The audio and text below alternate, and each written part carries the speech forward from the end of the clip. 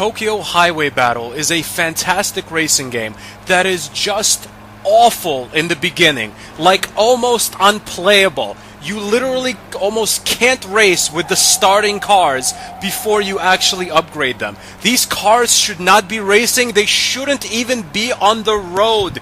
They can't even drive at normal speeds without hitting every single wall and just drifting at every single turn. In the beginning, before you have higher grade cars and before you upgrade the starting cars, they drive like those utilitarian Eastern European cars from the 60s. You know, those cars that just look like boxes that can go like 30 miles an hour. It's just horrible, almost unplayable. Like, I couldn't even make time. The cars are so slow and handle so badly, you can't even make it to the checkpoints. You literally, in the beginning of the game, have to just play over and over and lose over and over to make enough points just from losing, and then use those points to actually upgrade your cars. Once you upgrade your cars a little bit, that's when you actually get to start winning. But that takes several tries. You literally start the game off and the first few races are just you losing. There's no way around it. There's absolutely no way to win. I mean,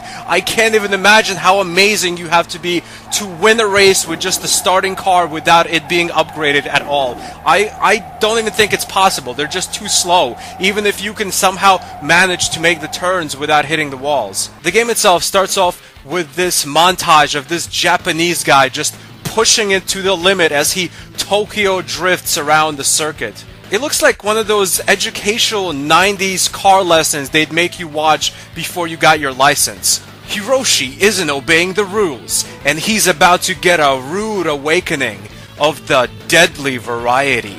Once you actually upgrade your cars, once you actually get to race the better, higher grade cars, that's when this game's racing gets fantastic. The cars actually start to handle like good racing cars. You can actually start Tokyo drifting fast around the corners. You can actually start going fast and making the checkpoints. And once, of course, the cars start handling well, that's when this game just becomes fantastic. I mean, the game already started off fantastic in terms of graphics and environments. This is a game from 1996, and it just looks amazing for that year. I mean, in 1996, they were still selling Super Nintendo and Genesis games. This was a very early racing game for the PlayStation, and it just has amazing graphics. Not just the car models, which are good, but I mean, you're just racing through this giant concrete jungle. You're just racing through Tokyo, and there's just awesome kind of semi-futuristic buildings all over the place, a beautiful skyline. The game looks fantastic. It's a strange mixture. It's like in the beginning, I would just give the game like a 3 out of 10 at most. But once you get acclimated a little bit and upgrade your cars, the game turns into an easy 9 out of 10.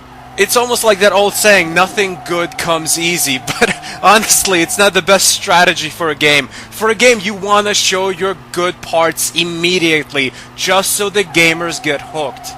It's like Kate Beckinsale came up to you and said, hey, let's have hot sex, but first, you're gonna have to spend a month pleasuring my hunchback sister, who the family kept in our crypt for the last 30 years. Enjoy yourself. After you're done, then come talk to me. As I mentioned, you upgrade your cars. There's several different cool tracks, and the tracks are just fantastic. I mean, you're racing around the different parts of Tokyo, and as I said, it looks beautiful. I don't think I even need to say it. I mean, look at the cityscape in this game, and keep in mind this is a game from 1996. Another thing that kind of pushes you forward into racing is the fact that you're racing against complete assholes. You're racing against this guy, and he basically looks like the leader of North Korea, and then you're racing this other rival, and he basically looks like Yoko Ono. And then you have this guy who unironically proclaims he is a street racing samurai. Douche chills. I'm getting douche chills.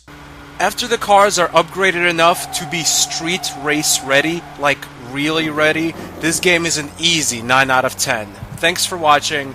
Goodbye, my friends.